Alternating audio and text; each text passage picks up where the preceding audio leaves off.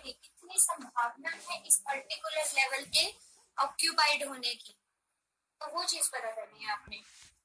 एक occupied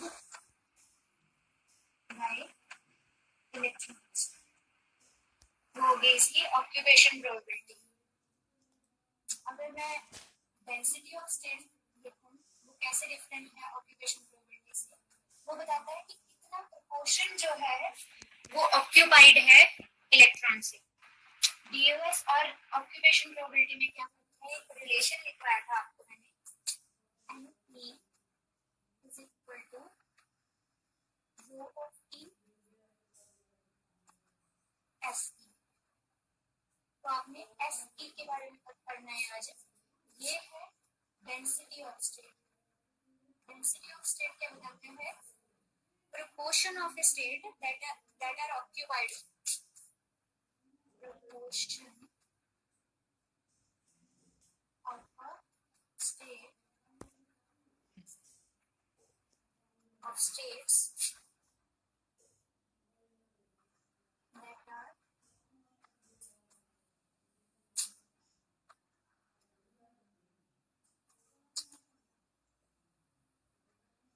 occupied by the system, occupied by the system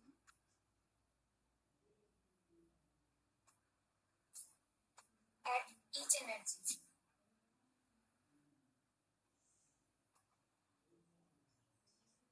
और ये है आपकी ऑक्यूपेशन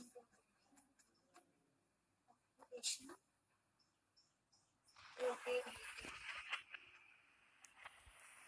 ये जो डेफिनेशन लिखाई थी मैंने, probability of a state to be occupied, ठीक है, बाय द कैरियर्स। इलेक्ट्रॉन्स भी हो सकते हैं, कुछ भी हो सकते हैं, कैरियर्स। तो वो क्या होगी आपकी Fe। ये आप Fe की बात करिए। ये क्या है, ये आपका density of carriers, density of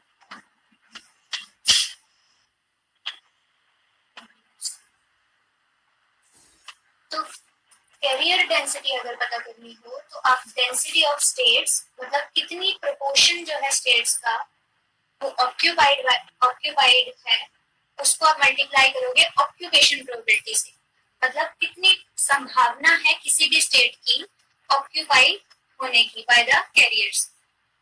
तो ये आ जाएगी आपकी डेंसिटी ऑफ कैरियर्स। ये जो डेंसिटी ऑफ कैरियर्स है, ये जब आप कैरियर कंसंट्रेशन निकालते हो ना, तब आप डेंसिटी ऑफ स्टेट्स यूज करते हो। तो आज की जो चर्चा है वो सिर्फ ये है ऑक्यूपेशन प्रोबेबिलिटी।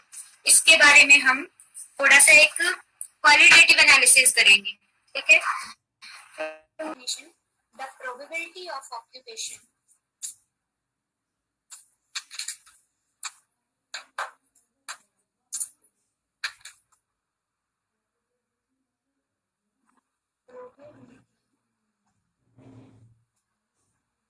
occupation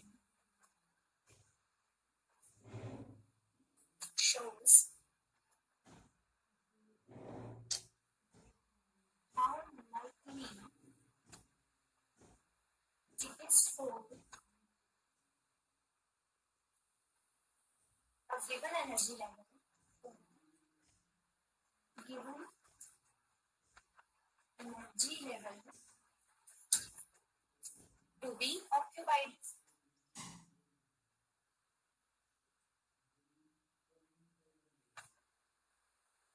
सेम ही बात है, जैसे मर्जी घुमा फिरा के बोल दो। ऑक्यूपेशन प्रोबेबिलिटी या फिर प्रोबेबिलिटी ऑफ ऑक्यूपेशन क्या बताती है, किसी भी कोई भी एक एनर्जी लेवल जो है कितना ऑक्यूपाइड है वो बताता है। या फिर आप सिंपल वर्ड्स में जैसे मैंने लिखवाई थी, occupation probability is the probability of energy level to be occupied.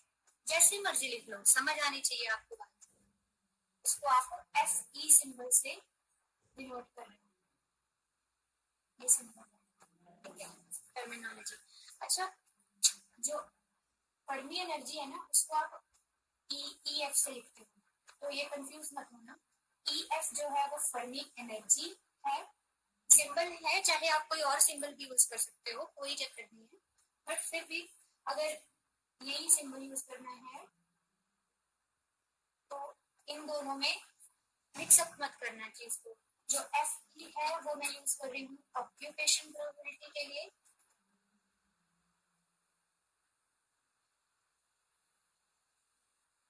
और ई एफ जो है वो Fermi energy level.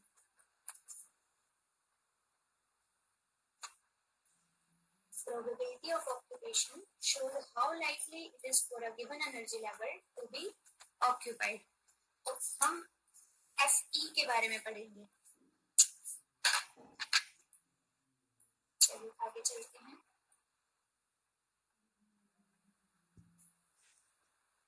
Statistical physics के अकॉर्डिंग पार्टिकल्स के डिस्ट्रीब्यूशन जो है, देखो पार्टिकल्स किस किस तरह के हैं, एटम्स में हमारे पास, मॉलिक्यूल्स में प्रोटॉन्स, प्रोटॉन्स या फिर इलेक्ट्रॉन्स और भी हैं।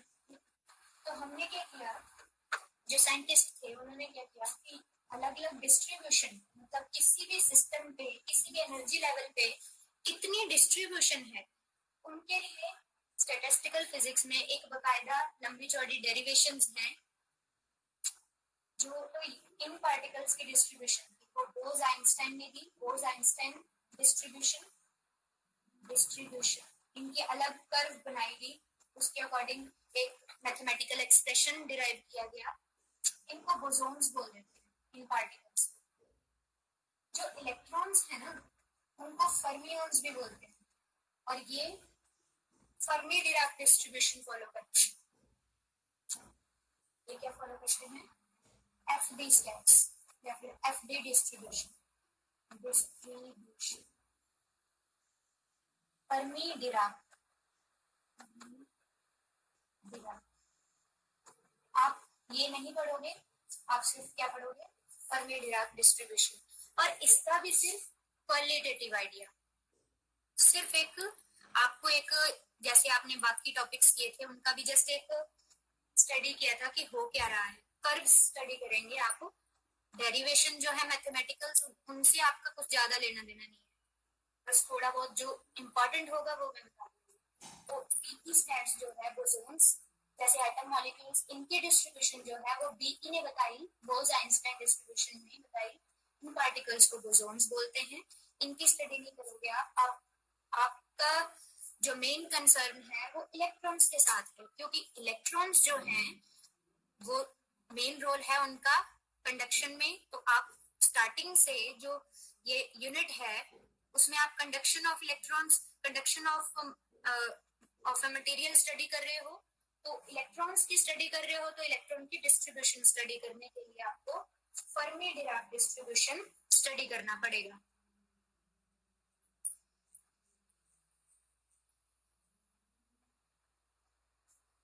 मैं डेफिनेशन इरेज कर रही हूँ।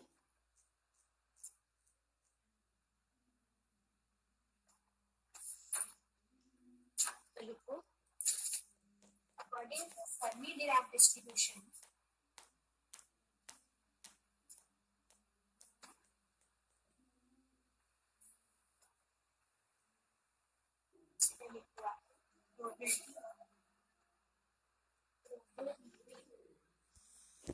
or occupation of electrons is given by statistical mechanics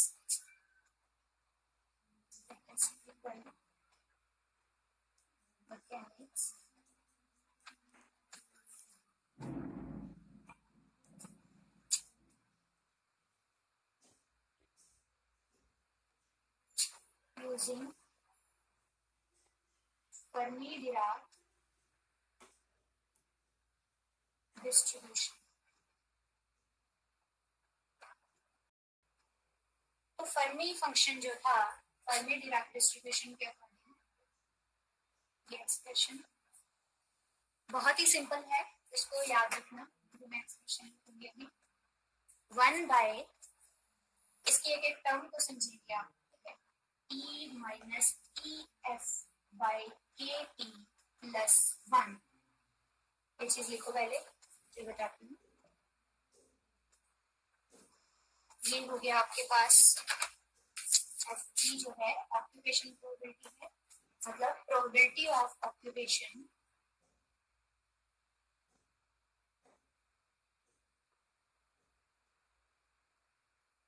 of electrons having energy E.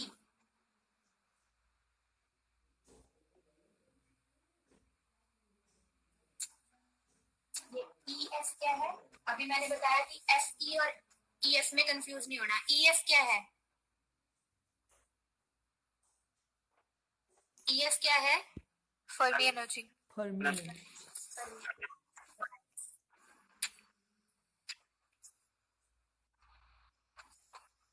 ये है आपका बोल्ट्जमैन कांस्टेंट। कई जगह के और इसके सबस्क्रिप्ट नीचे स्मॉल बी लिखा होता है, तो सिंबल है जैसे मर्जी यूज कर लो, छोटा सा बी डालना है नीचे वो भी डाल दो, तो आपका Boltzmann constant.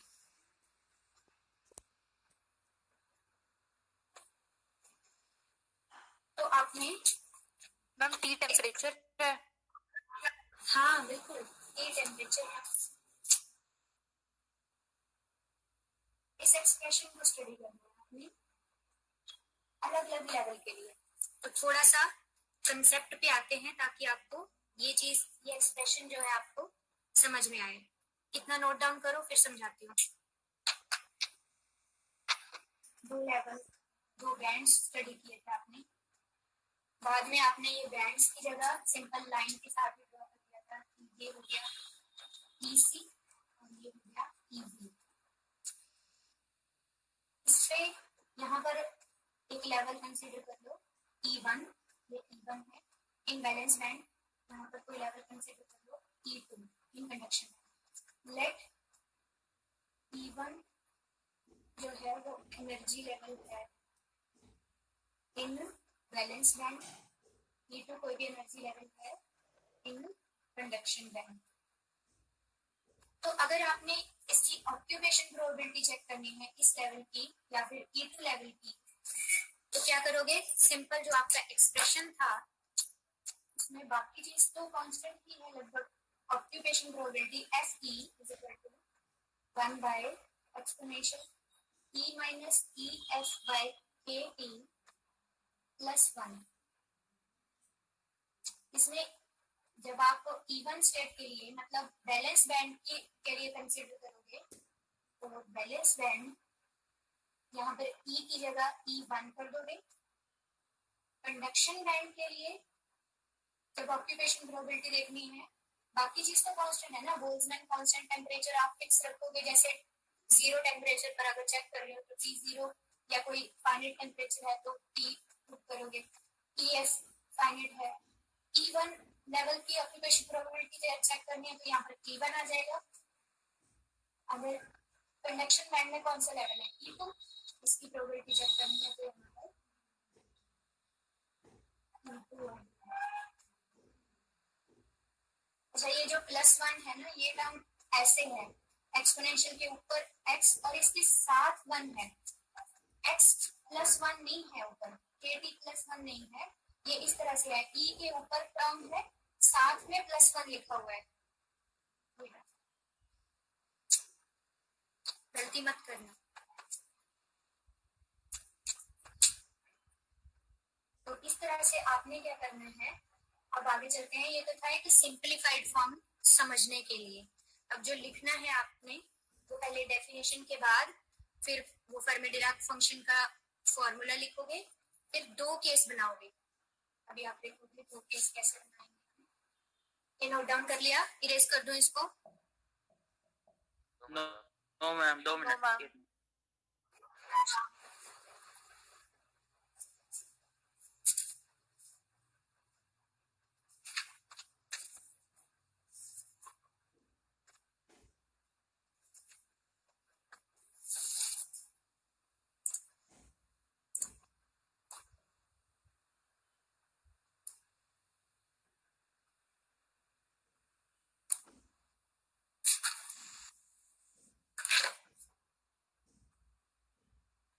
Okay Yes, ma'am. Yes, ma'am.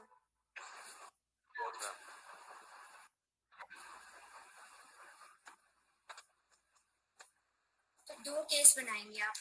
Case 1 उस साइड डायग्राम बना लेंगे। चलो केस 1 है कि जब टेम्परेचर जो है व्हेन T इज 0। आपने स्टडी किया था जब आपने डिस्टिंक्शन बिटवीन इंसुलेटर मेटल्स और सेमीकंडक्टर किया था, तो आपने एक टेम्परेचर के साथ मैंने एक पॉइंट लिखवाया था कि जो T0 के ऊपर, T0 केल्विन के ऊपर जो वैलेंस बैंड है वो ऑक्यूपाइड होता है और कंडक्शन बैंड एम्प्टी होता है। ये चीज लिखवाई थी मैंने, ये कंडक्शन बैंड है, ये वैलेंस बैंड है 0 केल्विन के ऊपर। ठीक है, तो वही चीज देख रहे हैं आप। तो इस 0 के टेम्परेचर पे आपने देखना है कि ऑक्यूपेशन प्रोबेबिलिटी, इस स्टेट की ऑक्यूपेशन कितनी है और कंडक्शन बैंड की ऑक्यूपेशन प्रोबेबिलिटी, यहाँ पर लेवल्स जो हैं उसकी ऑक्यूपेशन प्रोबेबिलिटी कितनी है।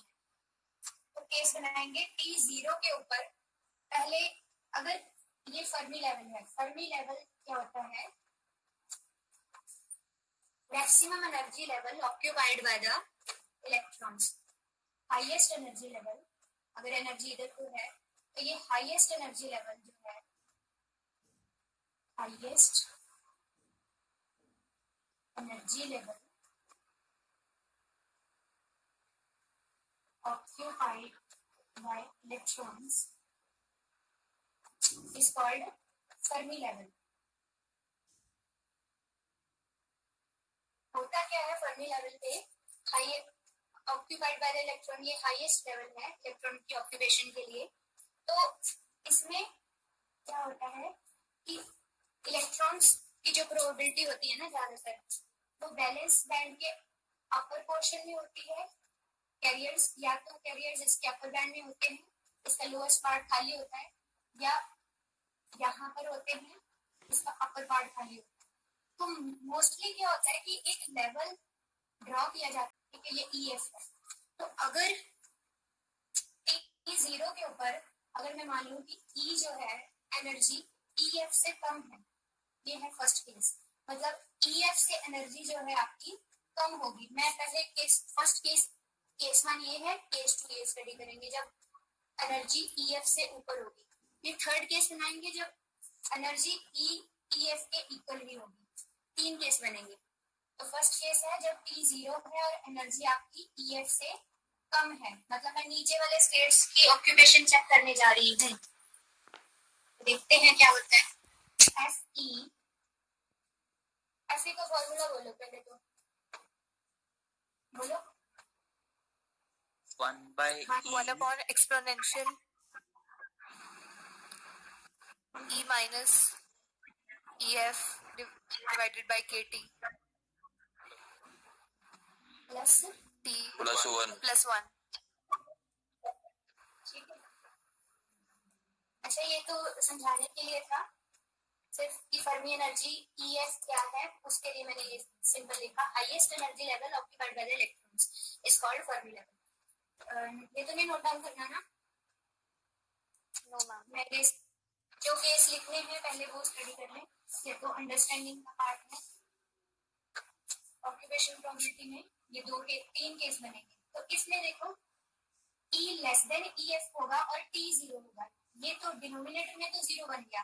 अब E कम है EF से, मतलब ये वैसे तो 1/0 ये बनना ही था, ये चीज 0 थी। 1/0 कितना होता है? 1/0 इज इन्फिनिटी। ठीक है, तो ये माइनस इन्फिनिटी बन जाना था। ये चीज बताओ ये क्लियर हुई कि नहीं? इसमें ये माइनस, ये वाली चीज E बड़ा है, सॉरी E छोटा है, EF बड़ा है, तो ये बड़ा है, माइनस वाला रकम ये वाली बड़ी है, तो ये बड़ी है और T 0 है, तो 1/0 इन्फिनिटी हो गया। और ये EF बड़ा है तो इसलिए माइनस लगा देंगे, +1। अब इसको कैसे लिख सकते हो? ये जो 1/0 ये जो ई इन माइनस इन्फिनिटी है उसको आप ये चीज लिख सकते हो ई इन्फिनिटी, और वन एक्सपोनेंशियल टर्म को की पावर इन्फिनिटी है तो ये इन्फिनिटी हो जाएगा, वन बाई इन्फिनिटी कितना हो गया, 0 हो गया। तो ये हो जाएगा आपके पास 1 प्लस, यहाँ पर लिख दो, ये 0 प्लस 1 इज इक्वल टू 1। ये केस 1 हो गया। ऑक्यूपेशन प्रोबेबिलिटी कितनी आ गई आपके पास, 1। कब, जब एनर्जी जो थी, जो आपके लेवल जो था, ऐसे स्टडी कर रहे थे आप, एनर्जी इधर है, ये ईएफ लेवल था, तो नीचे वाले लेवल के लिए ऑक्यूपेशन प्रोबेबिलिटी कितनी है, 1। अगर हम साथ साथ में ग्राफ ड्रॉ करते चले ना, कि इधर वाली साइड एनर्जी है और एक्स एक्सिस में आपने ड्रॉ कर दिया ऑक्यूपेशन प्रोबेबिलिटी एफ ई, यहाँ पर लेवल जो था आपका बना दिया मैंने ई बी, और ये लेवल बना दिया ई सी, इसको ई सी लिख लो, ये ऐसे। तो अगर मैंने, और इसके बीच में क्या है, फर्मी एनर्जी लेवल, तो टी एस।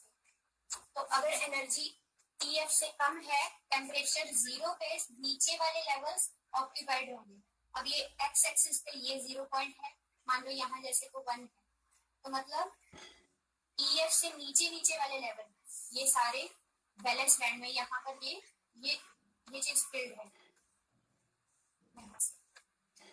अब क्या करेंगे, आप ई एफ के ऊपर एक पॉइंट ड्रॉ करोगे और एक कंडक्शन पॉइंट के ऊपर पॉइंट ड्रॉ करोगे, फिर कर्व बना लोगे, या भी इतना ड्रॉ होगा ऐसे।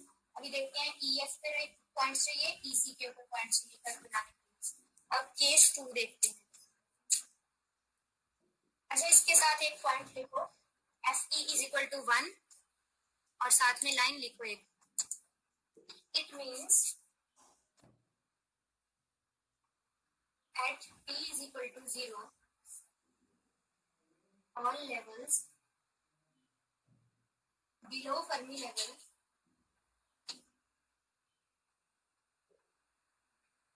are occupied.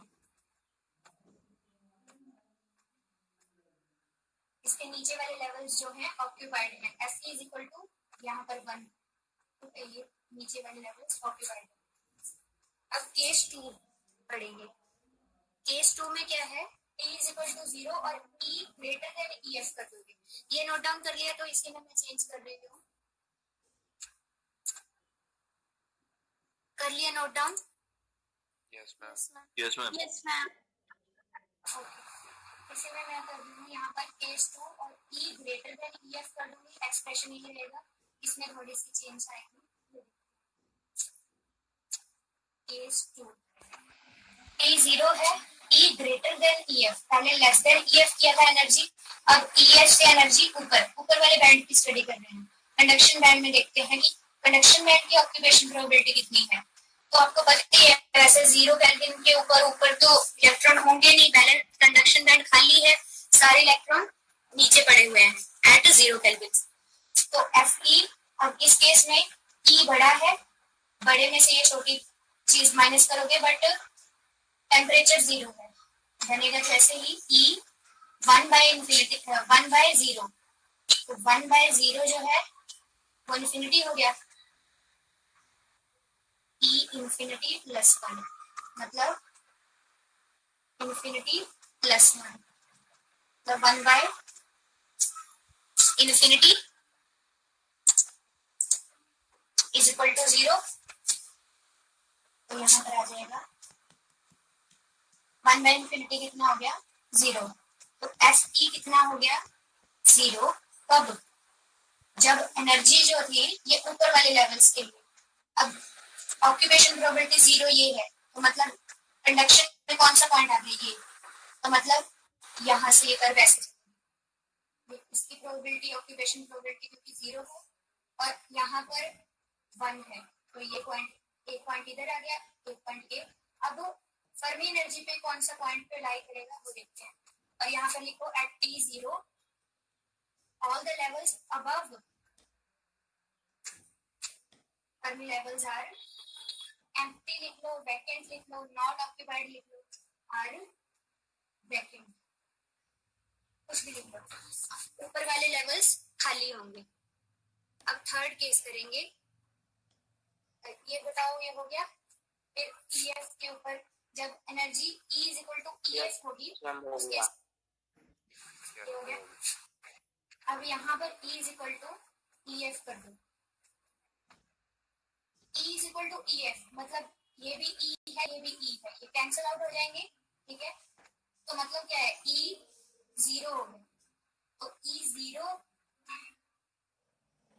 कितना होता है 1 E रेज़ टू पावर 0 1, ठीक है। तो ये E0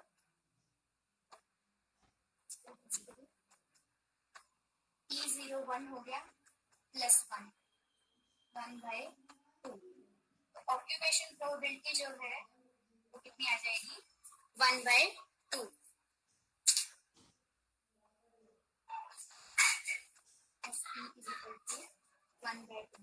मतलब जब EF जो है 1/2, अगर मैं इस x एक्सिस पे यहाँ जैसे 1/2 पॉइंट, मतलब ये वाला पॉइंट, तो कंडक्शन बैंड ये 0 है, मतलब ऑक्यूपेशन प्रोबेबिलिटी जब EF से एनर्जी ऊपर है तो ये पॉइंट था।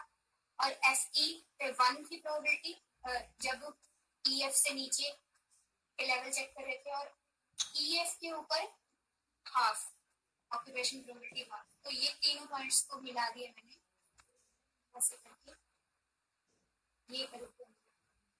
अब ये कर्व जो है, अब टेम्परेचर यहाँ पे चाहे कुछ भी था, यहाँ पे T इज इक्वल टू 0 का केस रहने दो, क्योंकि यहाँ पे चाहे 0 था चाहे नहीं था, बट EF के इक्वल ही हो गया, तो यहाँ पर तो 0 ही हो गया। टेम्परेचर चाहे जितना मर्जी होता, जो न्यूमरेटर था वो 0 ही हो गया आपका। तो मतलब एट T फाइनाइट, तो ये T जो था वो फाइनाइट, किसी भी टेम्परेचर के ऊपर इसकी प्रोबेबिलिटी ये कितनी आ गई हाफ। तो यहाँ पर लाइन लिखो, ज्यादा क्लियर हो जाएगा। So Fermi level is the state at which probability of electron occupation